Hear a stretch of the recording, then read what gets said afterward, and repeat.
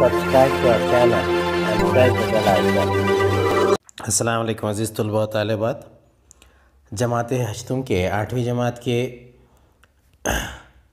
8वें सबक तहरीक सिविल नाफरमानी की तहरीक के दूसरे वीडियो में आप तमाम का इस्तकबाल है।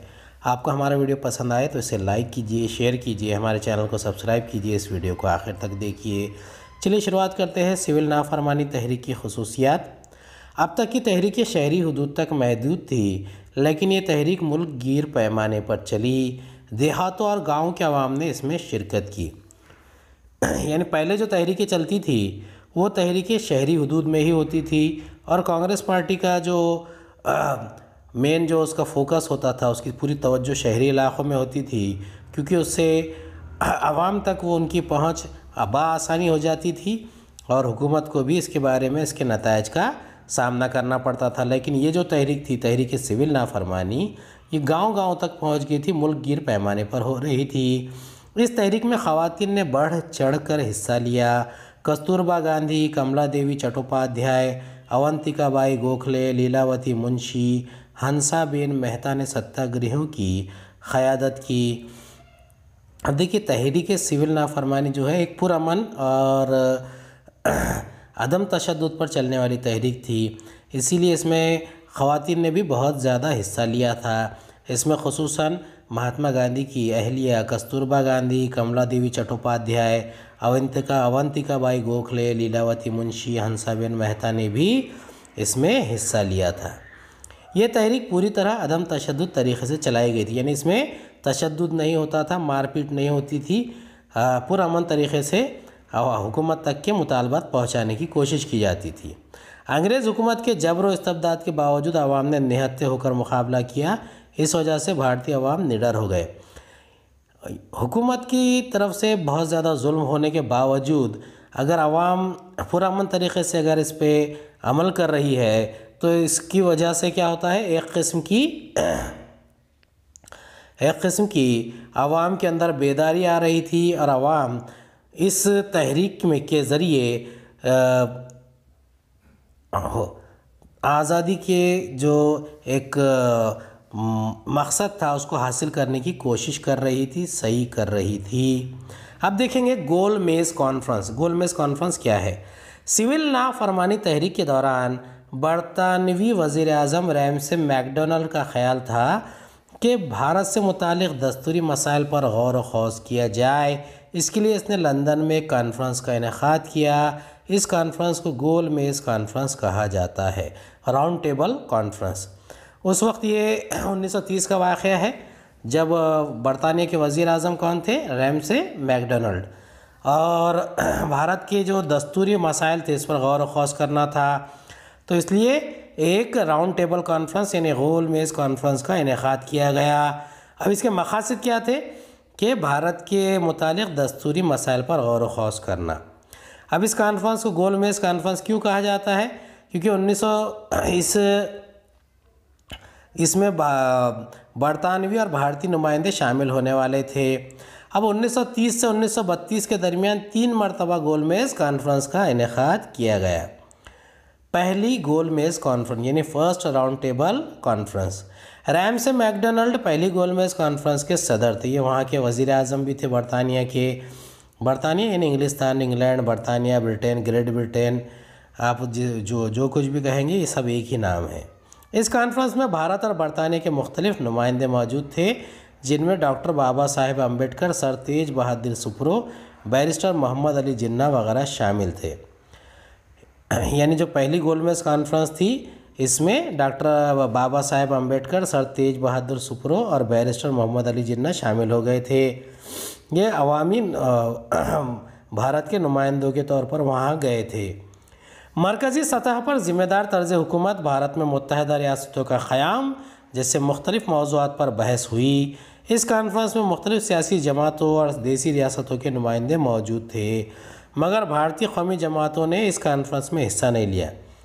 अब देखिए, उस वक्त की भारत की जो सबसे अहम कौमी जमात थी वो थी इंडियन नेशनल कांग्रेस, और भारत के दस्तूरी मसाइल भारतीयों ने उस पर गुफ्तो शनीद करना है, अंग्रेज़ों ने नहीं, ये सोचकर इंडियन नेशनल कांग्रेस ने उसमें हिस्सा नहीं लिया था। जबकि दीगर नुमाइंदे मौजूद थे जिसमें डॉक्टर बाबा साहेब अम्बेडकर भी शामिल थे। लेकिन इंडियन नेशनल कांग्रेस तो क्या थी, भारत की एक नुमाइंदा जमात थी, लेकिन वही शामिल नहीं हो रही थी, इसलिए इसकी शिरकत के बगैर ये गोलमेज कॉन्फ्रेंस बेनतीजा साबित हुई। यानी फर्स्ट राउंड टेबल कॉन्फ्रेंस, गोलमेज कॉन्फ्रेंस नाकाम हो गई थी। अब उसके बाद है गांधी इरविन माहिदा। अब बरतानी वज़ीर आज़म को उम्मीद थी कि भारतीय कौमी जमात यानी कि इंडियन नेशनल कांग्रेस दूसरी गोलमेज कॉन्फ्रेंस के मुबाहिसे में ज़रूर शरीक होगी, और वज़ीर आज़म की अपील के पेश नज़र वायसराय ने गांधी जी और दीगर रहनुमाओं को जेल से आज़ाद कर दिया और इंडियन नेशनल कांग्रेस को आज़ादाना तरीक़े से इस मुबाहिसे में हिस्सा लेने का माहौल तैयार किया। अब देखिए, पहली जो गोलमेज कॉन्फ्रेंस थी वो तो नाकाम हो गई, लेकिन दूसरी गोलमेज कॉन्फ्रेंस का दोबारा इनेकाद किया गया अगले साल। तो उसमें उम्मीद क्या थी कि इंडियन नेशनल कांग्रेस, भारतीय कौमी जमात भी उसमें शामिल होगी, और इसी की ये पेश नज़र वहाँ की जो बरतानवी वज़ीर आज़म थे उन्होंने अपील भी की थी, और वायसराय ने क्या किया था, इसलिए गांधी जी और दीगर रहनुमाओं को जेल से आज़ाद कर दिया था ताकि वो गोलमेज कॉन्फ्रेंस में शरीक हो सके। इंडियन नेशनल कांग्रेस को आज़ादाना तरीक़े से इस मुबाहिसे में हिस्सा लेना था। अब उस वक्त के वायसराय कौन थे? वायसराय थे लॉर्ड इरविन थे। तो इरविन और गांधी जी के दरमियान एक समझौता हुआ जिसे गांधी इरविन माहिदा कहा जाता है। यानी महात्मा गांधी और लॉर्ड इरविन के दरमियान एक पैक्ट हुआ था, तो गांधी इरविन पैक्ट यानी गांधी इरविन माहिदा हुआ था।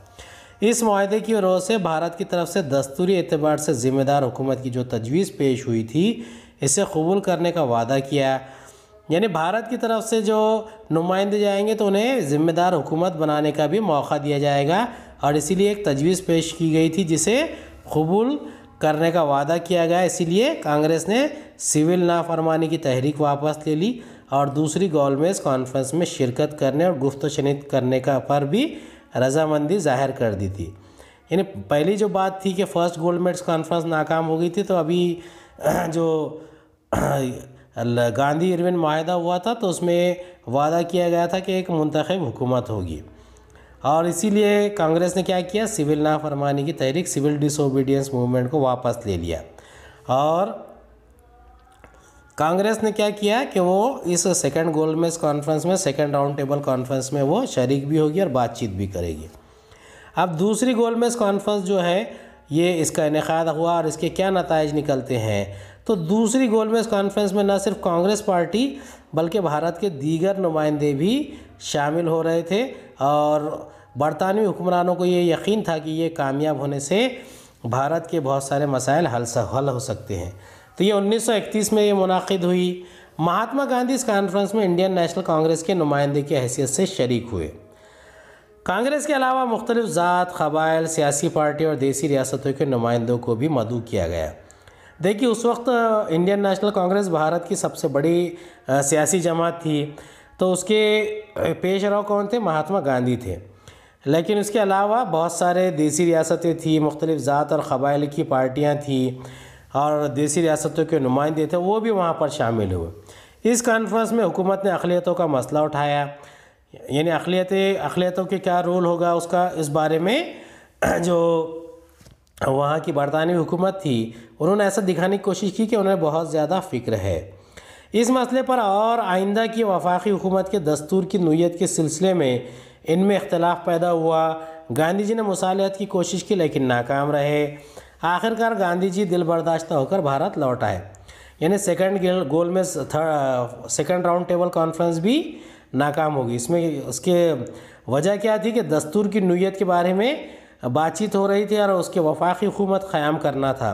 वफाकी हुकूमत यानी कि यूनियन ऑफ स्टेट जैसे कि अभी है, तो वैसी ही हुकूमत क़ायम करना था, लेकिन बहुत सारे नुमाइंदे इसमें आपस में ही उलझ गए, जिसकी वजह से ये भी नाकाम होगी। पूना पैक्ट के बारे में बात करेंगे। पूना माहिदा, पूना पैक्ट क्या है? डॉक्टर बाबा साहेब अम्बेडकर ने गोलमेज कॉन्फ्रेंस में दलितों की नुमाइंदगी की थी, यानी डॉक्टर बाबा साहेब अम्बेडकर दलित तबके की तरफ से और पिछड़ी जमातों की तरफ से नुमाइंदगी करने के लिए गए थे। वहाँ इन्होंने दलितों के लिए जुदागाना हल्क़ा इंतखाब का मुतालबा किया है, यानी सेपरेट इलेक्टोरेट दिया जाए, ऐसा मुतालबा डॉक्टर भीमराव अंबेडकर ने किया था। दूसरी गोलमेज कॉन्फ्रेंस के बाद बरतानवी वज़ीर आज़म रैमसे मैकडोनाल्ड ने फ़िरक़ा वाराना नुमाइंदगी का ऐलान कर दिया।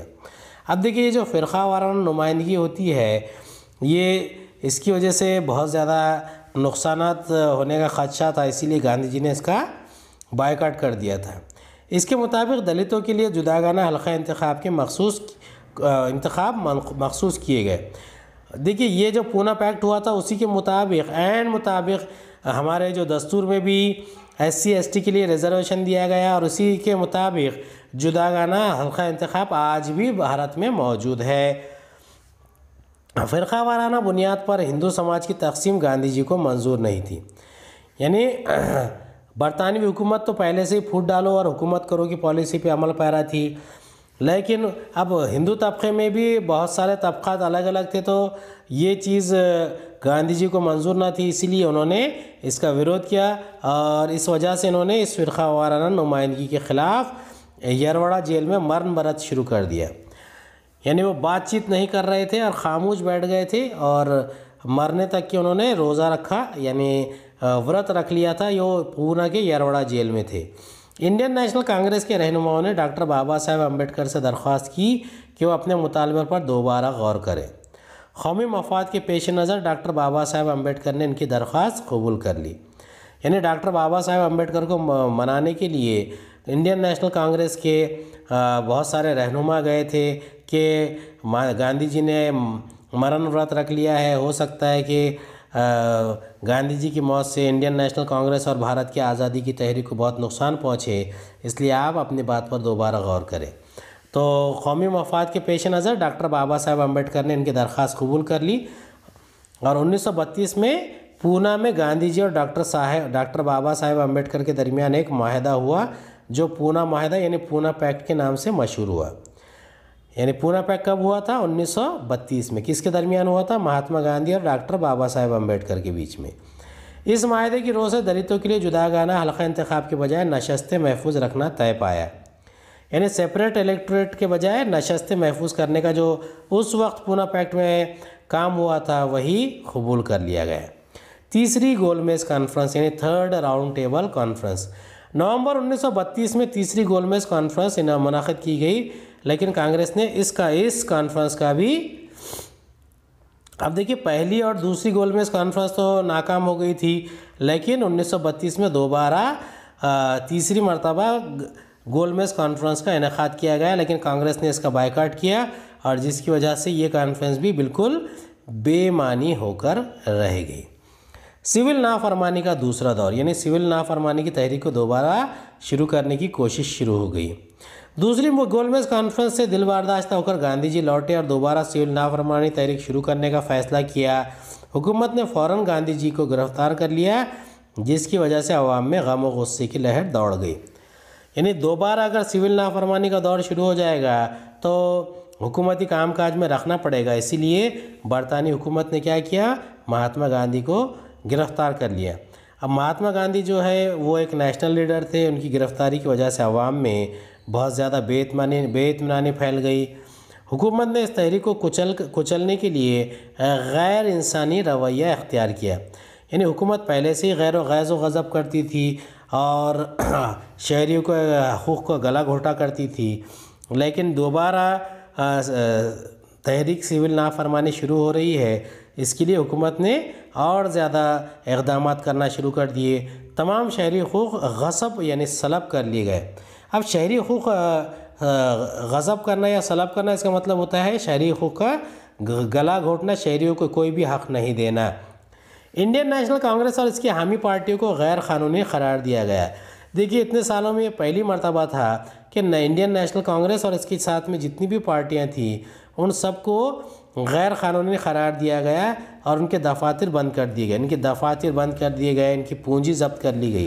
पूंजी यानी जो पैसा होता है, बैंक के जो अकाउंट होते हैं वो सील कर लिए गए और दफ्तर यानी ऑफिस सील करके उसके सारे डॉक्यूमेंटेशन पूरे जब्त कर लिए गए। कौमी अखबारात यानी जो हुकूमत के नहीं थे, आवाम की तरफ से चलाए जाने वाले जितने अखबार थे वो उस पर और अदब पर, यानी जो जैसे कि बहुत सारे लेखक है तो लिखते थे, ख़ास तौर पर जैसे कि मुंशी प्रेमचंद ने उस वक़्त गोदान लिखी थी, या जोश मल्लिया आबादी ने नज़में लिखी थी, इनकलाब इनकलाब इनकलाब, तो उस पर पाबंदी आयद कर दी गई।